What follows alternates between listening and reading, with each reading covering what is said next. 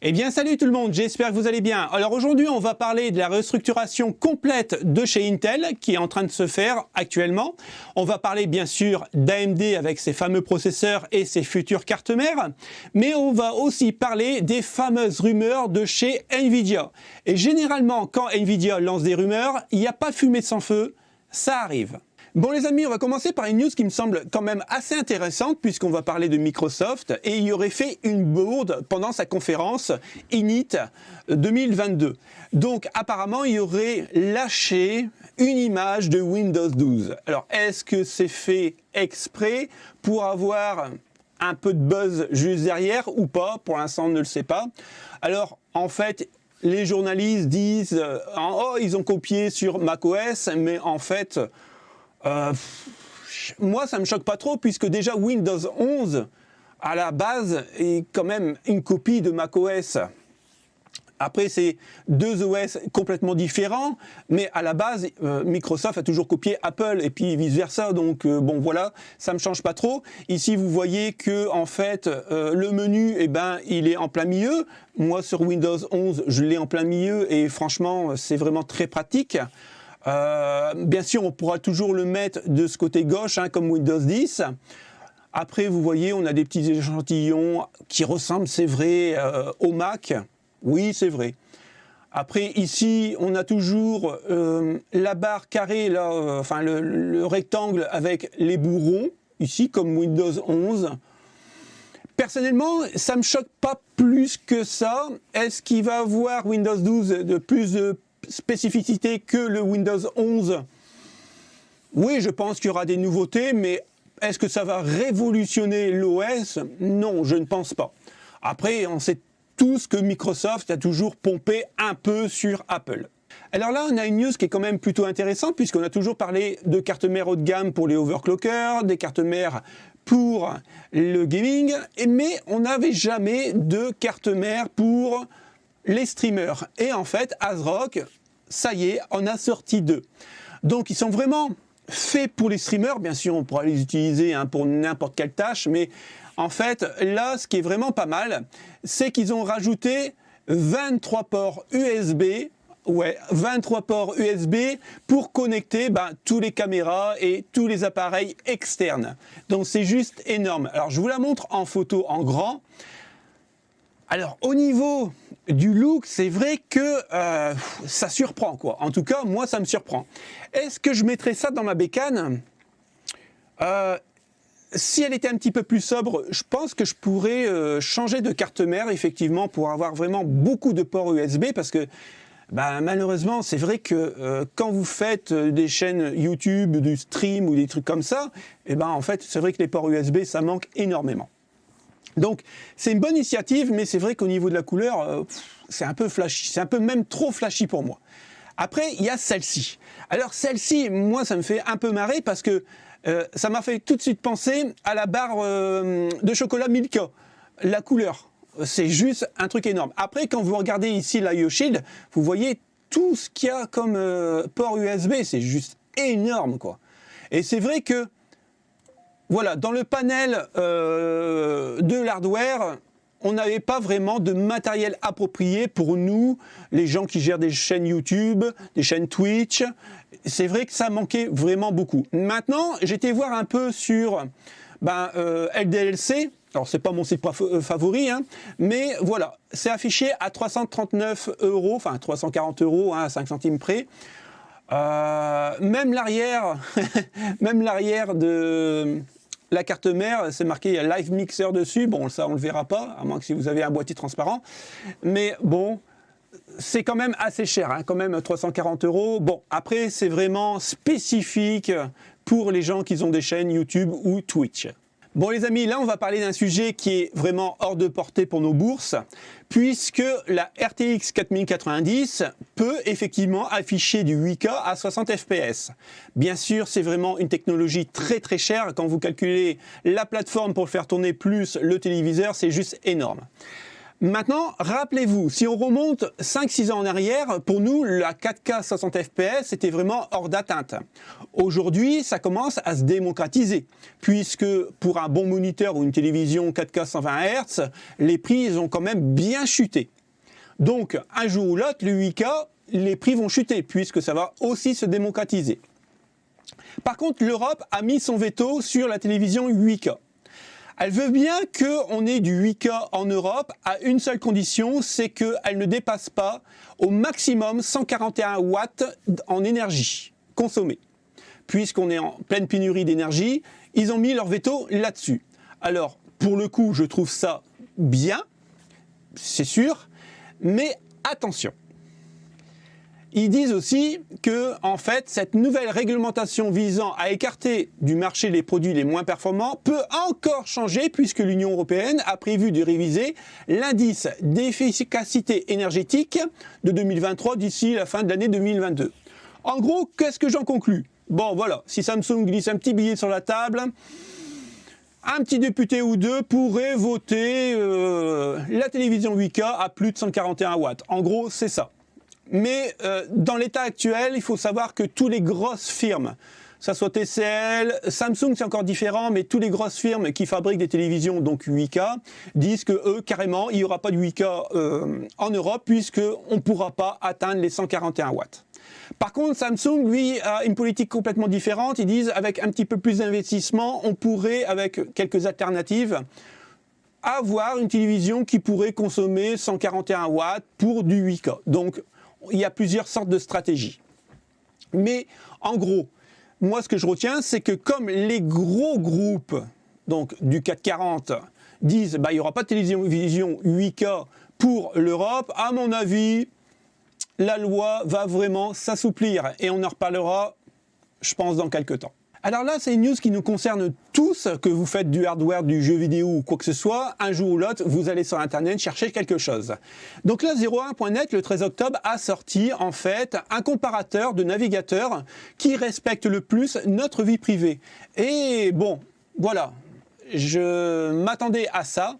Il faut savoir que Chrome, ben, c'est le mauvais, mauvais élève de la classe et en même temps Edge. Après Edge, c'est tout à fait normal qu'il soit aussi mauvais que Chrome pour divulguer nos informations puisque Edge est basé sur le moteur de recherche Chromium qui est détenu par Chrome. Donc voilà. Le meilleur, c'est Brave puisque lui respecte notre vie privée complète. On a aussi LibreWolf, je connais pas trop, et Firefox. Et aussi Tor. Après, le reste, ben, en gros, non, c'est à vos risques et périls. Donc, en fait, ils donneront les informations pour tout ce qui est site publicitaire et peut-être pour nous espionner. Donc, ça, c'est encore un autre débat. Mais bon, voilà, on n'est pas bête non plus, on se doute que quand on va sur la toile, un jour ou l'autre, on se fait espionner. Bon là, on va passer du côté des rouges, donc on va parler d'AMD. Apparemment, un nouveau roi est né avec le 7700X et le 7950X qui apparemment plafonnent tout le monde. Donc là, on a les benches qui sont sortis, hein, bien sûr ça sera en description si vous voulez regarder.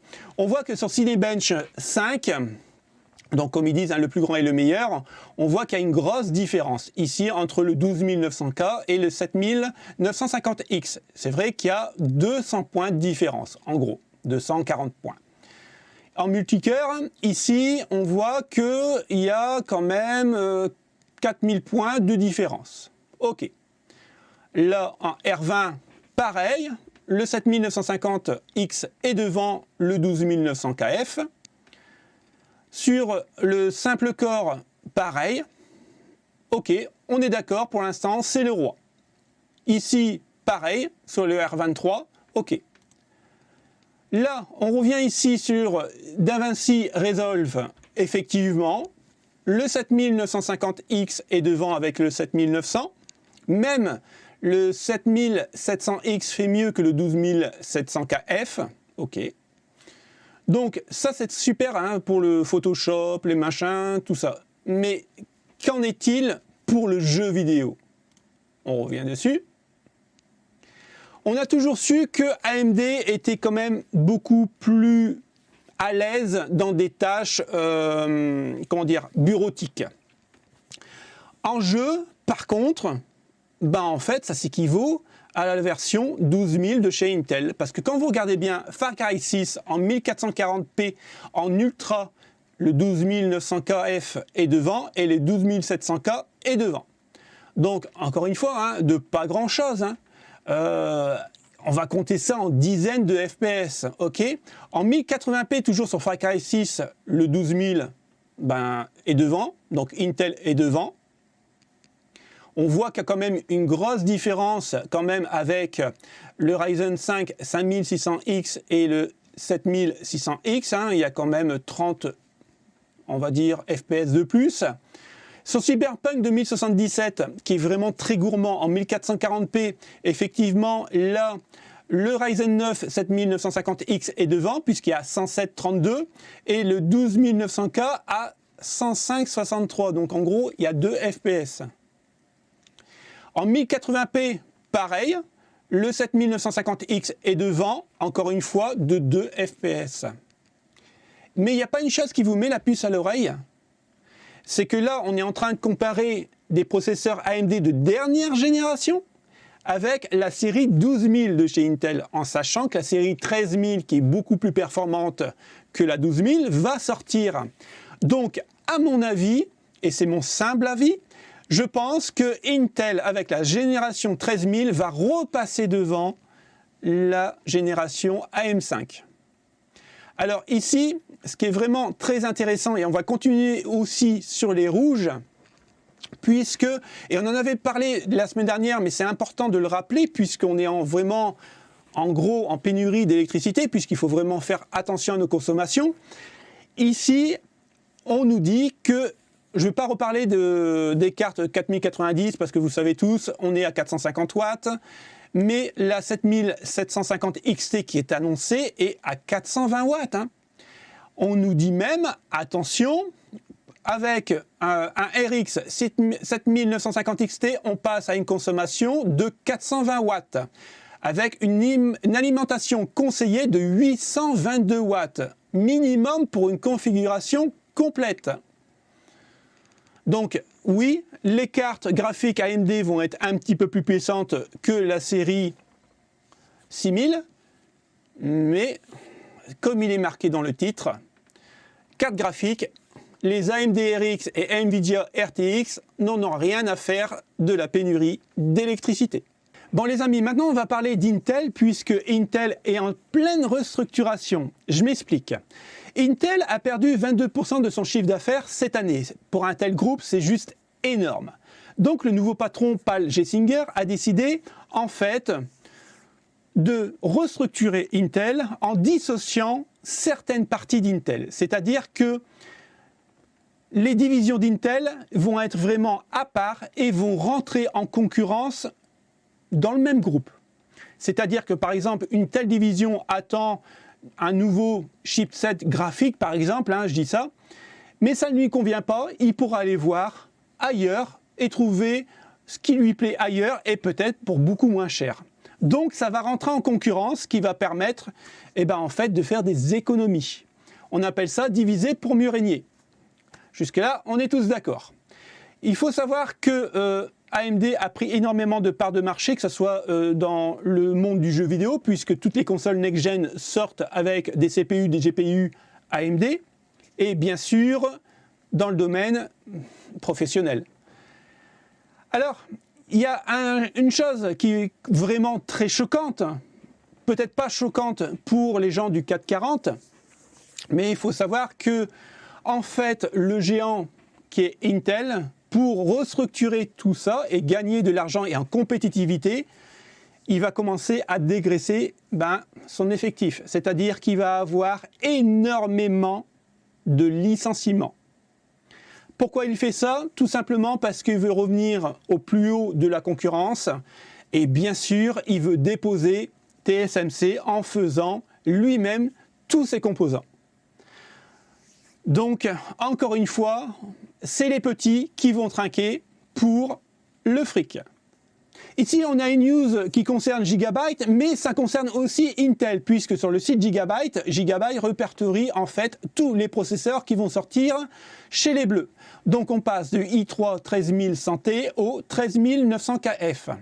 Alors, le plus intéressant pour moi, je pense, ça serait le 13400F que j'aimerais beaucoup essayer, puisque on est quand même sur une valeur de 4,6 GHz, donc pour le jeu vidéo, ça serait vraiment pas mal, et on a un TDP de 65 watts.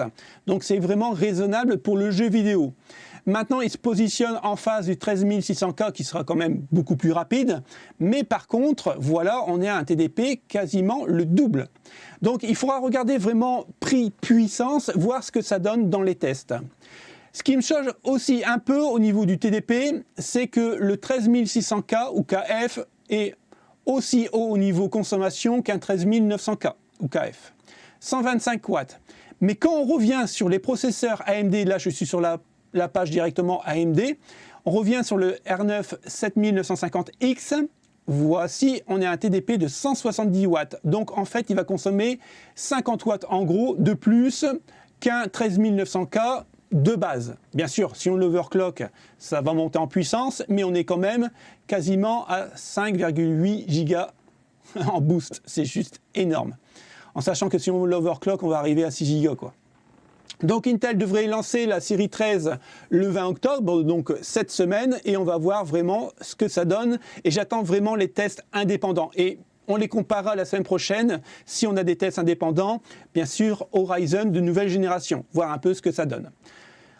Je vous ai mis aussi, je vous laisserai le lien en description, tout ce qu'on doit savoir sur le nouveau chipset de carte mère Z790. Donc, elle est un petit peu plus rapide, un PCI 5.0, DDR5, et ainsi de suite. Après, est-ce que ça vaut vraiment le coup de changer pour un Z690 quand on a un 690? Je ne sais pas trop. Il y a, voilà, un leak aussi qui a été testé.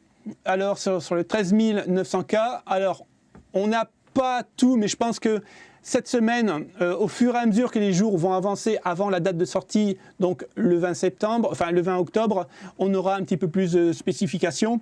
Donc voilà, le 13900K a été testé. Apparemment, il est vraiment très très bon.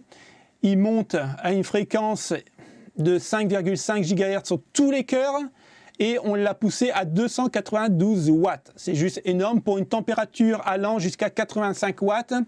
Et il est refroidi par un Arctic 360 Liquid Freezer 2 que j'ai encore et qu'on avait testé sur la chaîne. Donc, écoutez, j'attends cette semaine voir vraiment comment ça va se préciser parce que là, on nous cache quand même pas mal d'informations et c'est normal. Mais voilà, on en saura plus dans la semaine qui va écouler et je pense que le 20, on va avoir des bonnes surprises. Vous l'avez rêvé et Nvidia l'a encore fait et on en reparle aujourd'hui. Il reparle de la fameuse RTX 3070 Ti avec la dénomination D6X. Alors, on aura droit à une 3070 Ti avec un GA102, 8 Go de mémoire GDDR6X, un petit peu plus véloce que la 3070 Ti actuelle. Et pourquoi ils font ça? Parce qu'il y a trop de puces encore en stock. Et tant qu'il y a des puces, Nvidia ne mettra pas en place les moyennes gammes, donc les 4060 et les 4070 Ti ou 4070. Donc voilà, c'est juste pour ça. Donc, est-ce que ça vaut vraiment le coup d'acheter une Ti D6X? Je ne pense pas. Maintenant, il faudra vraiment attendre les tests. Et maintenant, surtout, la chose la plus importante, à quel prix ils vont nous la vendre? Et regardez, on n'arrête pas le progrès. Surprise, surprise, la limitation LHR disparaît des drivers Nvidia. Et oui, Nvidia l'a fait. Et ils se sont dit, bon, avec les nouveaux drivers, on va dégager la limitation pour la crypto-monnaie. Donc, les gens qui font de la crypto-monnaie, qui font du minage, vont les acheter plus facilement. Comme ça, on se débarrasse des cartes, on est tranquille et on met les 4060 et 4070 en place. C'est pas beau tout ça? Quel progrès, quel progrès. On continue avec Nvidia, toujours. La 4080 12 Go est annulée dès son lancement. Et on revient en arrière sur les tech actus que j'avais fait. Et je vous avais dit, quand il y avait 2 chaînes de production, je ne comprenais pas pourquoi il y avait une 4080 12 Go et une 16. Pour moi, la 4080 12 Go, c'était une 4070 Ti. Et en fait, normalement, attention, à prendre avec des pincettes, normalement, ça serait bien le cas. On aurait le droit à une 4080 déclinée en 4070 Ti avec 12 Go, qui serait vraiment rapide. Donc voilà. C'est toute Nvidia, hein. C'est vraiment un écosystème à part, c'est juste incroyable. Ici, alors ça j'ai trouvé une news plutôt insolite. Alors, on a une RTX 4090, comme elle est très très lourde, les Chinois ont mis ici, hop, voilà, un niveau à bulle. Juste ça, un niveau à bulle pour éviter que la carte penche trop. Ils ont mis un niveau à bulle pour dire, bah attention, ta carte penche parce qu'elle est trop lourde, il faut mettre ici un support pour la tenir. C'est juste énorme, quoi. C'est la première fois que je vois ça sur une carte graphique. Après, franchement, au niveau du look, je la trouve plutôt sympa. Bon, à part la couleur, ok, c'est une Maximux X. Donc, voilà, voici, 450 watts de consommation, juste ça. C'est... Après, un design quand même plutôt insolite, hein, je trouve. Je la trouve plutôt sympa. Mais voilà, le niveau à bulle, franchement, c'est juste génial, quoi. On arrive vraiment dans des progrès inimaginables. On continue dans les starting blocks. Ça y est, la rumeur est de retour. Nvidia a préparé une 4090 Ti. Parce que la 4090 n'est pas assez puissante. C'est juste énorme, quoi. Alors pourquoi ils font ça, je ne sais pas. Voilà, ça sera du TI Titanium apparemment. On a quelques leaks, quelques rumeurs, mais ça reste encore une fois hein, juste des rumeurs. Donc on ne peut pas vraiment se baser sur les consommations. Et surtout, est-ce qu'elle sera vraiment beaucoup plus puissante que la 4090 ? Apparemment, elle sera légèrement plus puissante, mais encore une fois, hein, c'est que des rumeurs. Donc à prendre avec des pincettes. Mais on n'arrête pas le progrès chez Nvidia. Donc voilà les amis, on arrive au bout du Tech Actu. J'espère que ça vous a plu. Si ça vous a plu, comme d'hab, le petit pouce bleu, abonnez-vous et activez la petite cloche. Et merci à ceux qui le font. Et puis moi, on se retrouve jeudi pour un test. Salut les potes, ciao ciao.